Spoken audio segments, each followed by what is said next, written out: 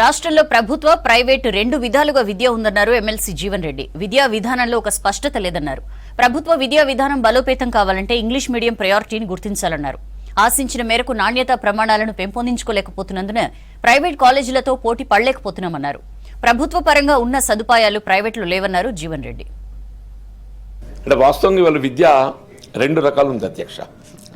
ఒకటి ప్రభుత్వ పరంగా కల్పించేటువంటి ఒక బోధన సదుపాయాలు ఒకటైతే, రెండోది ప్రైవేట్ రంగంలో ఏదైతే బోధన సదుపాయాలు పొందడం జరుగుతుందో అది రెండోది అధ్యక్ష.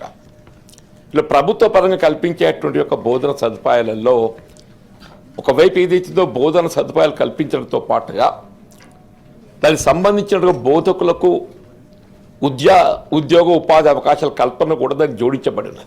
ఇవాళ ఈ ప్రభుత్వ రంగంలో కల్పించేటువంటి ఒక బోధన సదుపాయం అంటే వాస్తవంగా మనం ఆశించిన మేరకు ఏదైతుందో నాణ్యత ప్రమాణాలు మనం పెంపొందించుకోలేకపోతున్నాం. కాబట్టి ఇలా ప్రైవేట్ విద్యాలయాలతోని పోటీ పడలేకపోతున్నాం అనేది మన కనబడుతున్నటువంటి ఒక వాస్తవం అధ్యక్ష. అంటే వాస్తవంగా ప్రభుత్వ పరంగా మనకు ఉన్నటువంటి సదుపాయాలు సౌకర్యాలు బోధన సిబ్బంది ప్రైవేట్ రంగంలో లేవు అధ్యక్ష.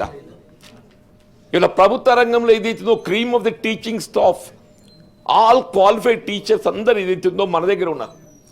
ఉండి కూడా ఇవాళ మనం ఏదైతుందో టీచర్స్ పీపుల్ రేషియో చూస్తే